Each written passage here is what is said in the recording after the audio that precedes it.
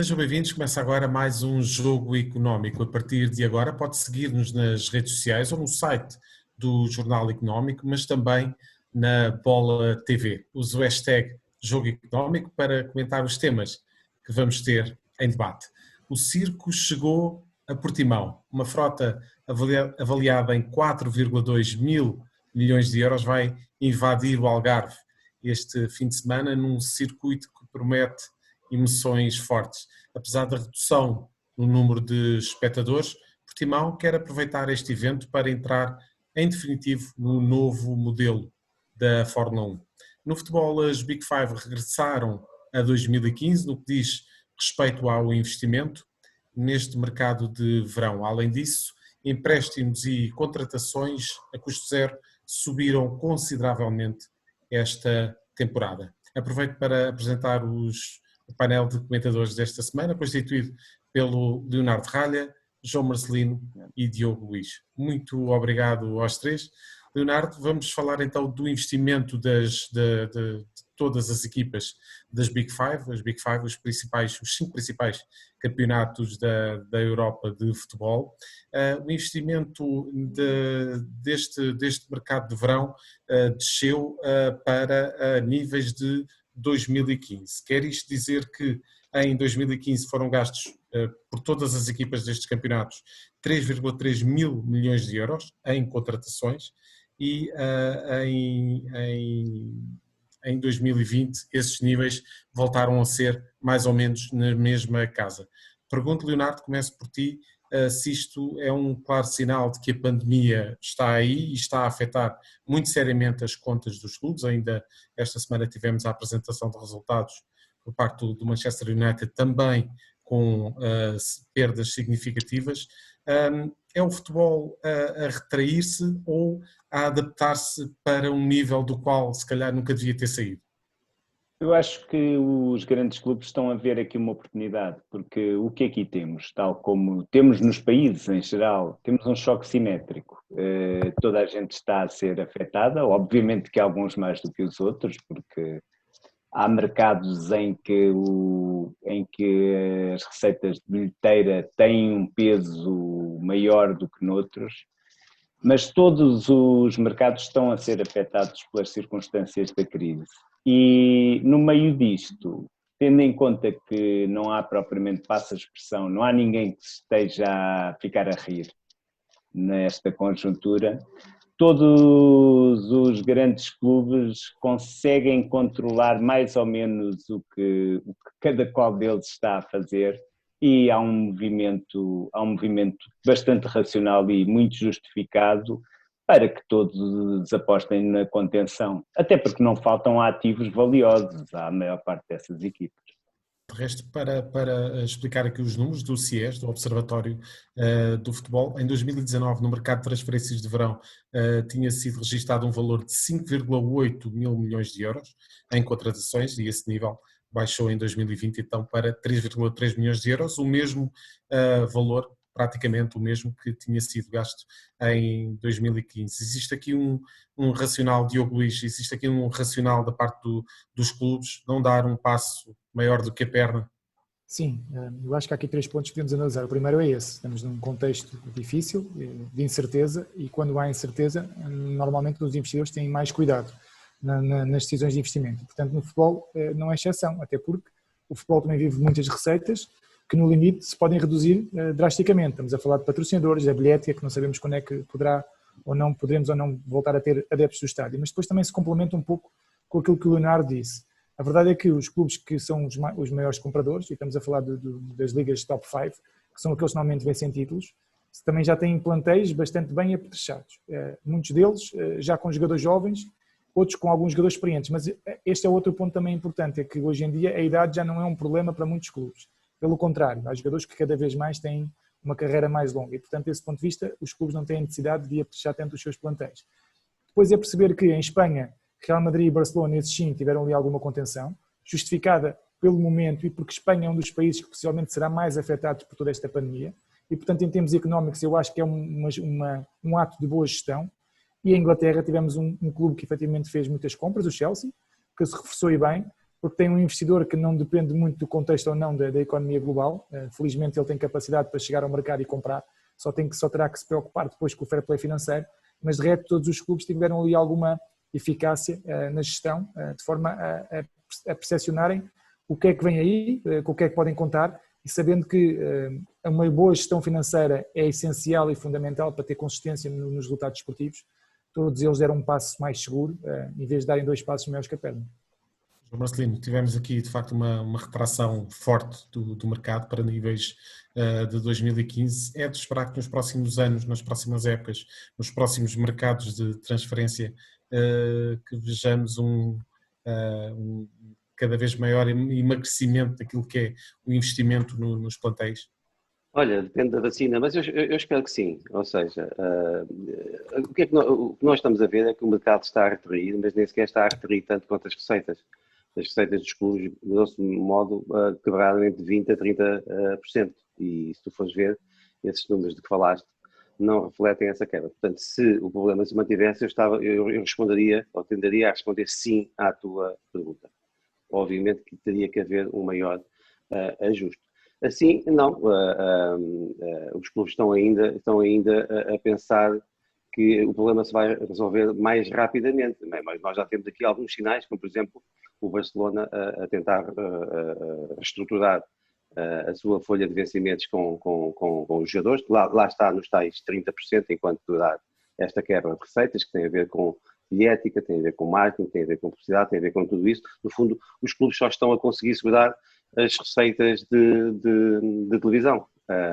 E eu acho que o paradigma de todo este ambiente de dificuldade é o caso do Real Madrid, que não contratou ninguém. Não contratou ninguém. Exatamente. Pela primeira vez na sua história. Gastou 0 cêntimo. É evidente que isso também está relacionado com o forte investimento que estão a fazer na remodelação do estádio, Santiago Bernabéu, que vai ser uma peça importantíssima naquilo que vai ser o futuro modelo de negócio do clube. Mas sim, quer dizer, eu esperava que essa retração fosse maior. E só não foi maior porque os clubes estão, na minha opinião, nesta época de transferências, a comer as gorduras, entre aspas, uns dos outros. Ou seja, eles tinham demasiados jogadores sob contrato. E se há alguma coisa eu prevejo para o futuro é que os clubes não vão ter tantos jogadores com contrato, vão ser muito mais rigorosos na administração dos seus ativos, de maneira a que depois não tenham que fazer, como estamos a ver nesta janela de mercado, tantos empréstimos, no fundo estão, digamos, a largar os jogadores apenas pelo preço do vencimento, para aliviar a tesouraria. É isso a que estamos a assistir e, portanto, eu acho que se a crise de saúde se mantiver, nós ainda iríamos, eu espero que não, espero que no princípio do próximo ano as condições sejam alteradas, nós ainda iríamos assistir a uma maior redução dos orçamentos e dos gastos das equipas, tanto nos Big Five como em todos os campeonatos ao redor do mundo. De resto, para complementar então estes dados, também o CIES também revelou os números relativamente aos empréstimos e às contratações a custo zero. A Série A foi a campeã no crescimento dos empréstimos, houve um aumento de 13% face ao mercado de transferências anterior. Relativamente às contratações a custo zero, a Bundesliga ganhou por larga margem, com um 15% de aumento nas contratações sem qualquer contrapartida para o clube de origem do jogador. Passamos então para um outro tema de atualidade e que vai marcar este fim de semana, já que o circo já está em Portimão, já está montado em Portimão para aquele que vai ser provavelmente o grande acontecimento desportivo do ano em Portugal. É uma frota avaliada em 4,2 mil milhões de euros, uma prova que Portugal já não recebia há 24 anos. João Marcelino, é uma tremenda oportunidade para que Portugal volte a estar no mapa da Fórmula 1. É uma tremenda oportunidade para a economia, para isso que tu disseste, mas também para a economia da região e para a mensagem que o governo português quer fazer passar da situação que temos e que não é tão boa assim. E é desse ponto de vista que eu assisto à redução do número de pessoas que estava previsto que assistissem ao evento, e foi reduzido. mas Um terço da lotação. eu acho que prevaleceu a parte política e a parte de propaganda, no bom sentido do país, e também reconheço que isso neste momento é importante, porque eu sou daquelas pessoas que também acha que não vai ser possível voltar a fechar o país sem que isso significasse um descalabro da economia, como fizemos nos primeiros meses, a partir de março deste ano. E, portanto, tudo pesado, acho que é uma boa oportunidade aproveitada por Portugal, e eu espero que, obviamente, tudo corra bem dentro das normas de segurança e que, a partir desse acontecimento, que vai ter bastante pessoas, não se assista a nenhum surto da doença. Acho que as medidas, com certeza, que estão a ser tomadas garantirão que isso aconteça, e, portanto, se tudo correr bem, eu acho que é uma bela afirmação da região, do país, e é um bom cartão de visita para que a Fórmula 1 passe a residir em Portugal anualmente. Isso seria extremamente importante, porque, como todos sabemos, é um circo que potencia muito o turismo, que neste caso provavelmente não vai potenciar tanto quanto no futuro poderá vir a acontecer, mas mesmo assim vai focar o mundo nestes dias, aliás, de treinos em Portugal, e isso tem um valor muito, muito importante para a economia portuguesa.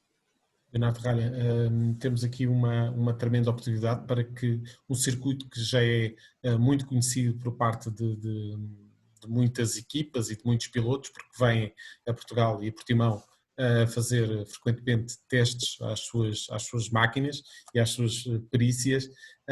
Digamos que a pandemia acabou por trazer uma tremenda oportunidade e acabou por acelerar o processo de que já se falava há muitos anos, trazer o Grande Prémio de volta a Portugal. Sim, era uma competição que fazia falta ao desporto português, depois de todos os anos em que o Estoril foi um palco importante para campeonatos de Fórmula 1. O regresso da maior competição do desporto motorizado a Portugal deve ser encarado, sobretudo, como tu dizes, como uma grande oportunidade. E uma grande oportunidade de quê? Uma grande oportunidade de mantermos o Grande Prémio quando as circunstâncias forem diferentes, quando aquilo que o Grande Prémio pode potenciar para a nossa economia, para o turismo, e não só, mas sobretudo para o turismo, for ainda mais aliciante, e sobretudo quando houver muito mais interessados que neste momento não estarão tão interessados em ter o circo a concorrer por um lugar no calendário. Diria que só espero que tudo corra bem, que a organização esteja à altura e os pilotos tendem a gostar do circuito, que seja um bom espetáculo e que se mantenha sobretudo em anos melhores para Portugal e para o mundo do que este. 27.500 espectadores, Leonardo, é de facto um tremendo desafio em termos logísticos. Achas que vai ser possível sair bem de uma situação destas? A organização certamente está bem enquadrada pelas autoridades de saúde e lá está, é uma enorme responsabilidade. É uma enorme responsabilidade que toda a gente espera que nada corra mal, que não se possa falar dentro de algum tempo de ser um centro de focos de contágio, de ser uma espécie de avante dos motores. Não quero acreditar que não iremos ter nada disso. Diogo Luís, este desafio de ter 27.500 pessoas, de resto já tinha um dos grandes prémios, já tinha tido um teste mais ou menos com o mesmo número de pessoas, mas de facto é o primeiro teste a sério em que vão estar tantos espectadores a assistir a um grande prémio de Fórmula 1 nesta temporada.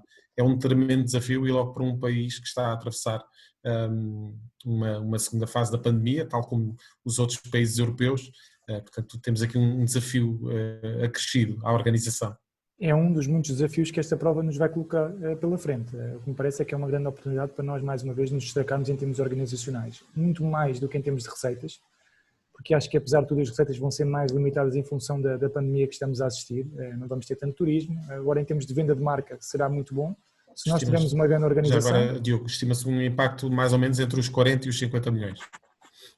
Ou seja, se nós tivermos, exatamente, se nós tivermos aqui uma boa organização, a nossa qualidade em termos daquilo que é a capacidade de organizar eventos vai sair lá para fora, naturalmente. Se não tivermos aqui um surto, um aumento de surto, se tivermos as condições de segurança devidamente tratadas, parece-me que poderá ser aqui um passo importante para, como diz o Leonardo, nas próximas decisões de onde é que serão as provas efetuadas no Campeonato do Mundo, nós podemos estar um passo à frente dos restantes e voltamos a entrar aqui no panorama da Fórmula 1, que é importante não só porque é um desporto que todos nós gostamos e que muita gente gosta, depois também porque, apesar de tudo, é um grande cartão de visita que o país pode aproveitar para passar lá para fora. E como nós sabemos, nós somos uma economia dependente e dependemos também muito do turismo e sobretudo esta região do Algarve, e é muito importante para que todas as pessoas tenham isso em consciência e que aproveitem esta oportunidade da melhor forma possível, mas com o máximo de organização e sobretudo antevendo possíveis dificuldades que possam aparecer, já preparando tudo para dificuldades extra que vão acontecer durante a prova, de forma a que possamos reagir e reagir de uma forma muito profissional para darmos uma imagem fantástica daquilo que é a nossa organização e para que no futuro olhem para nós não só como um país de turismo fantástico, mas também como um país onde se podem fazer mais eventos e mais provas destas, já num contexto sem pandemia. Obrigado, Diogo. Zé Carlos, deixa-me João, só dizer aqui, juntar esta organização com a Champions, que aconteceu com a Final Eight há pouco mais de um mês, é positivo do ponto de vista da imagem do país, porque difunde no meio da crise, uma imagem de um coletivo que consegue organizar em segurança as competições. E eu espero, como diz o Leonardo, que tudo corra como a festa do Avante, como sabemos, foi bastante segura e não aconteceu nada de especial para a saúde em Portugal. E é de Fórmula 1 que vamos continuar a falar na segunda parte do jogo económico, que é já a seguir. Estamos de volta neste jogo económico para falar com o Paulo Reis Mourão, professor, investigador da Universidade do Minho, autor também do livro The Economics of Motorsports, The Case of Formula One. É um regresso a este jogo económico. Muito obrigado, professor Paulo Reis Mourão. Grande entusiasmo por aquilo que vai acontecer no Algarve já a partir desta sexta-feira.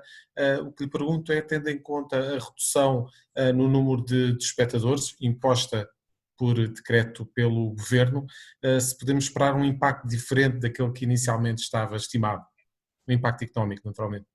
Ora, boa tarde, é com um especial prazer que regresso aqui ao programa e de facto há um entusiasmo grande, não só pessoalmente, porque a Fórmula 1 e o desporto motorizado envolve-me desde a longa data, eu acho que desde que nasci, mas porque também como português e como investigador destas matérias temos muita curiosidade para verificar o impacto do regresso, para verificar a própria receptividade das equipas e dos pilotos a um circuito que de certa forma é novo no formato de competição, não é novo para muitos deles ou para muitas das equipas no formato de treino, mas é novo no formato de competição. E nesse aspecto há um aliciante especial, que aliás é um aliciante que outros colegas meus têm denotado relativamente ao circuito de Portimão, que é não ser um circuito ainda talismã para ninguém. E portanto é muito interessante verificar neste momento... É terreno novo para todos, não é? É um terreno novo para todos. O professor diz em relação à competição. E como é um terreno novo para todos, é interessante verificar, de facto, se alguém do meio aqui da grelha vai poder fazer algum brilharete ou se os que partem à frente, pelo contrário, não vão conseguir aguentar algumas das pressões associadas ao circuito. Portanto, há todo aqui esse lado de novidade que, digamos assim, a própria Fórmula 1 vem precisando de tempos a tempos de incutir esse elemento de inovação e de novidade face aos circuitos mais tradicionais ou que são mais vezes visitados pela competição. E sobretudo esta época em que as coisas estão muito previsíveis, digamos. Sem dúvida, obviamente qualquer desporto vive pela emoção e a emoção está ligada à imprevisibilidade. Todos nós reconhecemos a competência do Lewis Hamilton ou da Mercedes no desenvolvimento dos seus motores, mas efetivamente podemos correr o risco de a Fórmula 1 estar a caminhar para aquilo que era um pouco a Fórmula 1 nos inícios de 2000 com a dominância aristocrática da Ferrari e de Schumacher e Barrichello. E, portanto, nós agora verificamos essa dominância do Hamilton, obviamente vai batendo recordes, mas, efetivamente, para a sustentabilidade de uma modalidade é muito importante este lado de imprevisibilidade, de emoção, de inclusão de elementos novos, nomeadamente não só de pistas, de formatos, como inclusive fala-se muitas vezes de grelhas invertidas, que é um conceito ainda em discussão na Fórmula 1.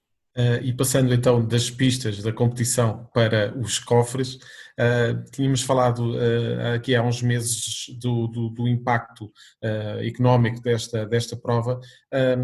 Tinham sido inicialmente colocados à venda 45 mil bilhetes, foi imposta uma limitação em termos de espectadores de 1/3 da capacidade. Em que é que isto pode ferir o Grande Prémio de Portugal, 24 anos depois do último? Obviamente, por contas muito altas, temos desde logo que considerar que o cenário mais normal é um cenário que vai ter uma diminuição dos valores esperados em 1/3, sem querer estar aqui a entrar com grandes detalhes, não é? Portanto, se há 1/3 de bilhetes que não podem ser vendidos, obviamente isso vai impactar no número de espectadores e no número de famílias que se possam deslocar e obviamente isso depois tem uma repercussão direta. E depois há todo um conjunto de agregados indiretos que vêm associados.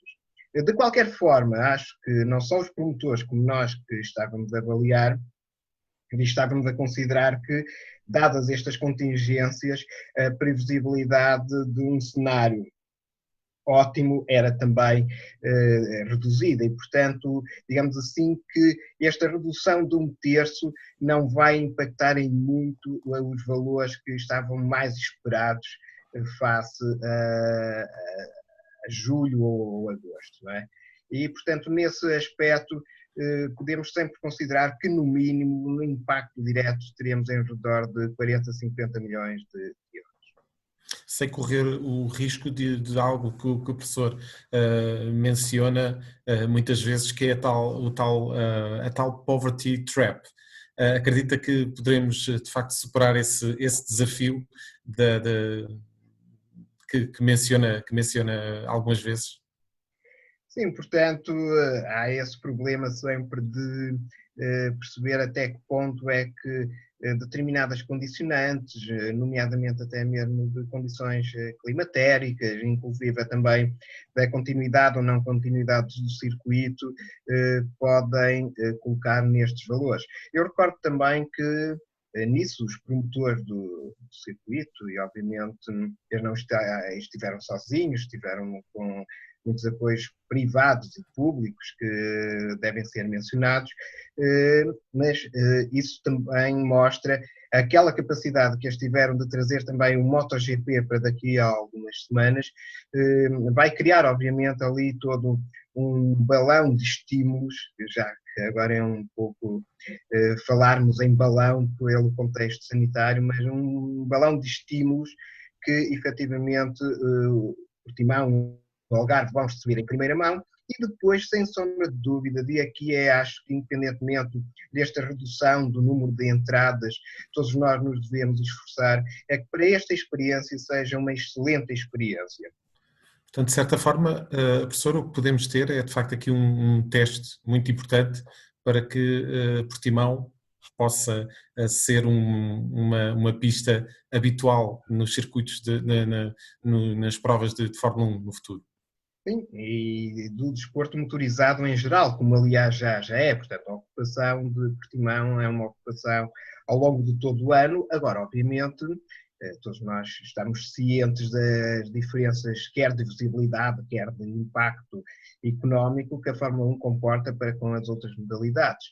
E nesse aspecto esperamos que tudo corra pelo melhor, de modo a que Portimão seja uma presença assídua nas competições e nas próximas edições da Fórmula 1, como do MotoGP também, inclusive com um calendário diferente. Todos nós sabemos o que é o outono, todos nós sabemos que o impacto do outono é diferente do impacto numa alternativa de primavera ou como costumava ser no autódromo de Estoril de verão. Portanto, tudo isso obviamente vai condicionar os números que vão ser alcançados, mas acima de tudo naquilo que esteja nas nossas mãos enquanto portugueses, enquanto aficionados do desporto motorizado, e aliás também fica essa ressalva para que todos nós, no meio de tanta emoção, de tanto condicionamento, saibamos corresponder,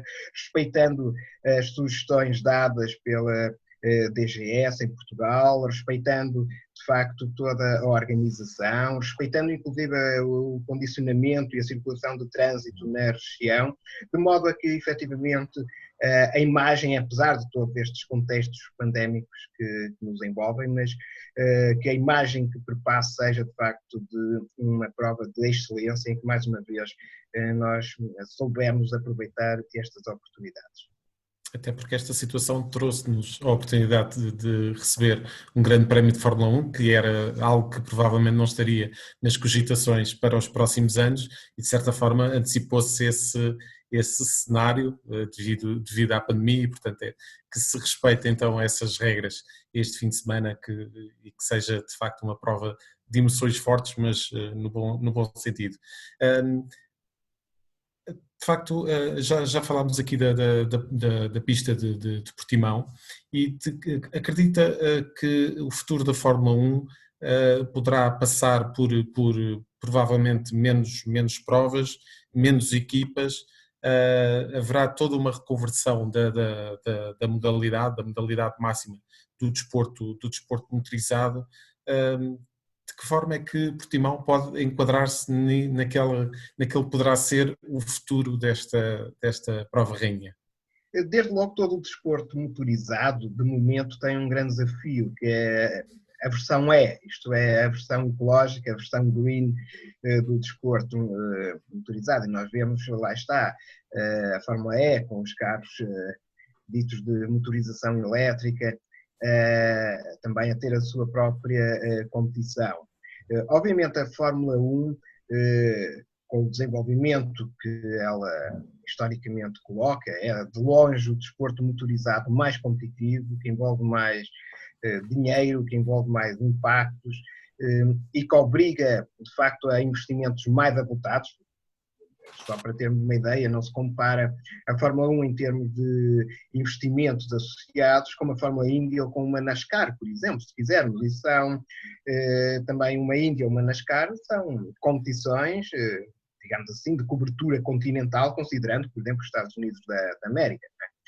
Mas uma Fórmula 1 efetivamente tem esse, digamos assim, conjunto de desafios para breve. Desde logo, perceber até que ponto consegue gerir todo o impacto ecológico de emissão de gases poluentes, e nisso a própria Fórmula 1 tem dado passos largos, porque quer queiramos, quer não, o que acontece na Fórmula 1 vai chegar aos nossos carros em média no mais tardar em 10 anos, e portanto a Fórmula 1 é sempre vista um pouco como esse balão de ensaio daquilo que hão de ser as motorizações domésticas aplicadas num espaço curto. E, portanto, sem sombra de dúvida, que se olha com muita atenção sempre até as questões da segurança dos pilotos, que depois podem ser catapultadas para a segurança do condutor das nossas cidades. E nesse aspecto a Fórmula 1 traz sempre esse aliciante, porque podemos dizer que é a competição de ponta, com tecnologia de ponta e obviamente com pilotos e equipas de ponta. Tudo isto obriga a investimentos avultados de equipas que, por um lado, vão percebendo o interesse em estar em competição ou de elas próprias irem buscar a competição, não só desenvolvimentos tecnológicos, amadurecimento das equipas de engenharia e também de componentes. E é isto que faz com que muitas vezes as equipas, digamos assim, de fundo de tabela ou que são versões B das equipas principais, estejam em competição.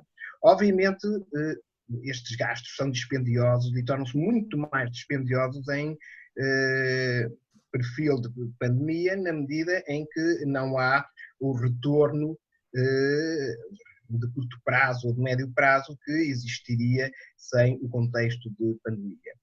Obviamente, o que se discute dentro das várias plataformas de organização da Fórmula 1 vai ao encontro de uma tentativa de gerir estes desafios com novos formatos da competição. Desde logo, revisitar mais vezes os circuitos mais apelativos. Obviamente isto obriga a que a Fórmula 1 repense os FIIs, portanto as taxas que pede aos promotores locais de cada circuito, como também a própria seja, tão exigente, não é? Do público, exatamente, portanto, como também, digamos assim, a Fórmula 1 tornar-se muito mais acessível ao telespectador, que hoje em dia já não está só com o canal nacional, portanto é um telespectador que pode seguir a Fórmula 1 desde os iPhones até os portáteis, até aos canais de streaming. E, portanto, quando houve a entrada de investidores norte-americanos há quase 5 anos, portanto substituindo a posição dominante dos grupos dirigidos pelo Bernie Ecclestone, havia essa perspectiva de uma reestruturação que aproximasse a Fórmula 1 de facto destas novas gerações de telespectadores, tornando-a mais competitiva e, no fundo, alimentando também a possibilidade dela se tornar mais sustentável. Até o momento, também muito condicionada, lá está, por este trambolhão que foi aqui o cenário de pandemia, não se viu uma redefinição como nós desejaríamos. Obviamente nós ficamos contentes com a Fórmula 1 em Portimão, como também com a MotoGP em Portimão, mas seria também muito estimulante, por exemplo, em cenários futuros, Portimão fosse visitado 2 ou mais vezes no calendário, como nós verificamos que houve essa redefinição para vários circuitos, portanto, no cenário pós-retoma aqui da Fórmula 1. Muito bem, professor. Agradeço-lhe então mais esta presença no Jogo Económico, seja de facto um fim de semana de emoções fortes em Portimão. Mais uma vez, muito obrigado pela presença neste programa. Já a seguir passamos então para as escolhas de Leonardo Ralha, João Marcelino e Diogo Luís. É já a seguir. Ações e obrigações. Investimento e poupança. BCE e FED. Resultados e empresas. Análise e gráficos. Analisamos isto tudo e muito mais todas as semanas no Mercados em Ação do Jornal Económico. Temos analistas de topo em estúdio e em direto de Londres, Washington e de vários pontos do globo. No Espaço Empresas convidamos líderes de negócios que marcam a diferença em Portugal e lá fora. Contribuímos ainda para a literacia financeira com a palavra da semana. Não percam Mercados em Ação nos sites e nas redes sociais do Jornal Económico. Estamos de volta para a terceira parte deste Jogo Económico e é nesta fase do programa que vamos saber as escolhas da semana do nosso painel de comentadores. Começamos precisamente pelo Leonardo Ralha. Leonardo, o teu número desta semana é o 5. É o 5 e escolhi este número porque, sendo o futebol um jogo que é muita coisa, já disseram que é uma metáfora da vida, que é guerra sem armas, que é um pouco tudo.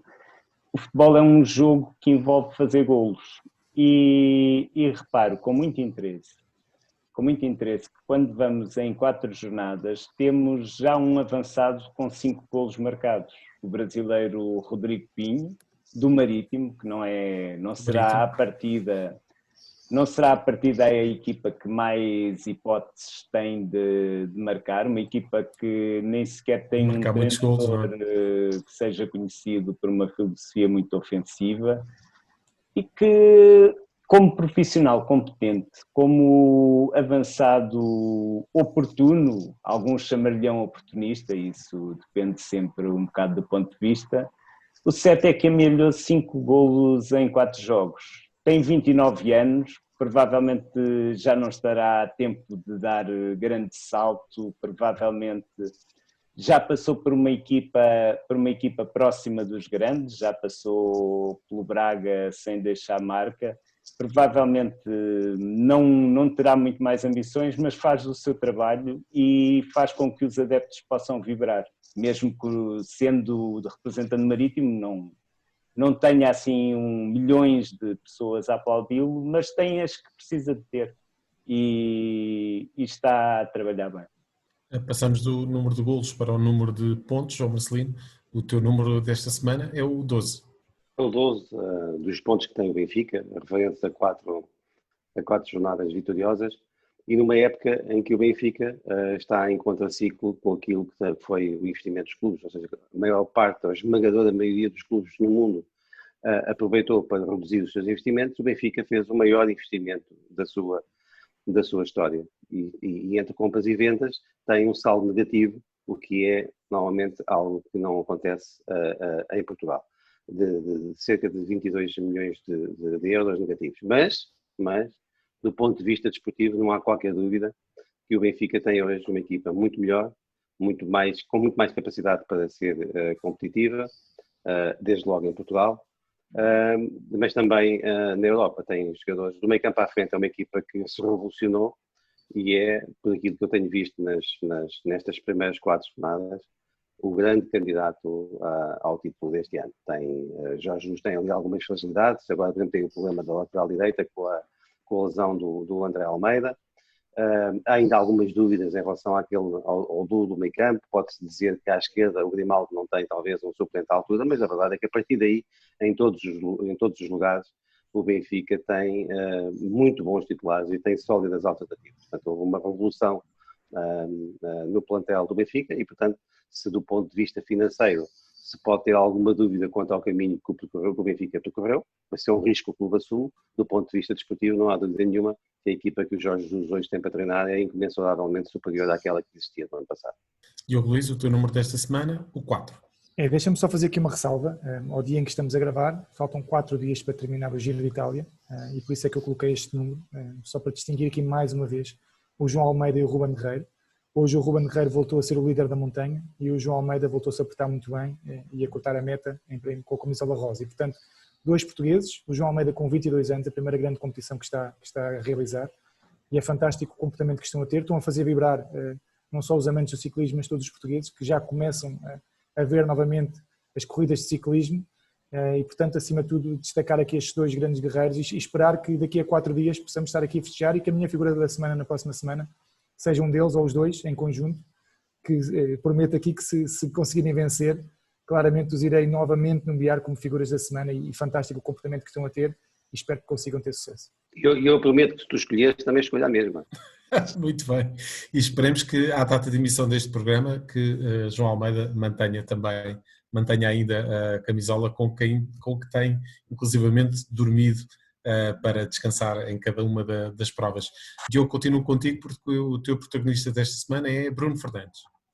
Sim, olha, a figura da semana, em minha opinião, por aquilo que representa dentro de campo, mas também pelo facto de no último jogo ontem, frente ao Paris Saint-Germain, ter sido capitão. Um jogador que chega há 6 meses a um clube, e é um clube com a mística do Manchester United.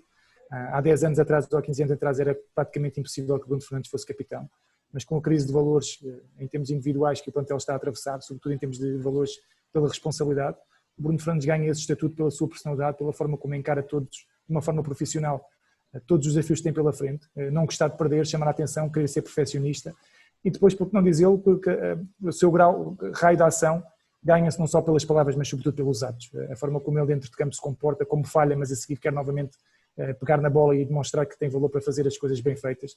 É claramente o maestro desta equipa e ganhou com total merecimento, com total dedicação e ainda conseguiu mais um dos troféus, entre aspas, que é a braçadeira de capitão do Manchester United. Não é para todos, ou aliás, não é para qualquer um, sobretudo com 6 meses de clube e por esse motivo é claramente a minha figura da semana.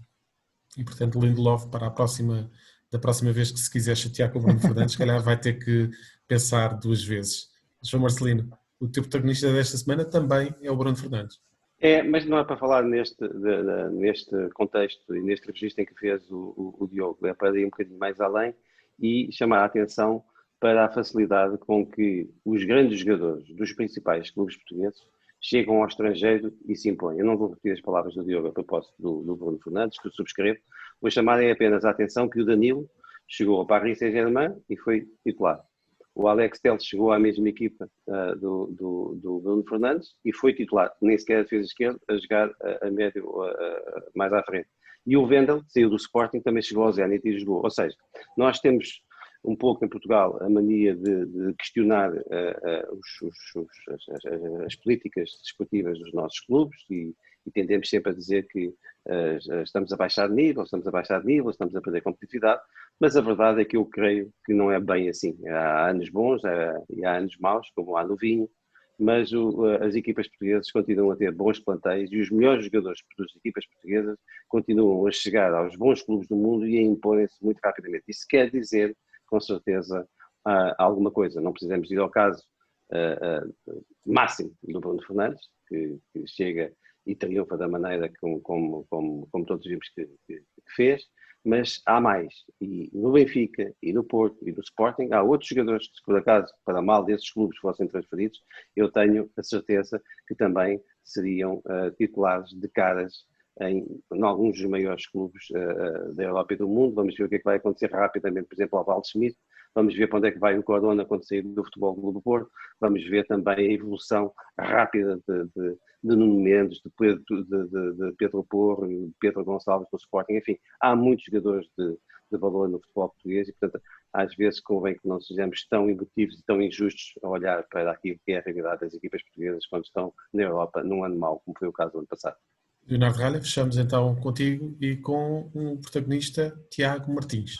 Acaba por ser uma pena que Tiago Martins tenha conquistado protagonismo no clássico entre o Sporting e o Futebol Clube do Porto. Foi um jogo surpreendentemente bem jogado, bons lances, bons golos, boas intervenções também dos guarda-redes das duas equipas.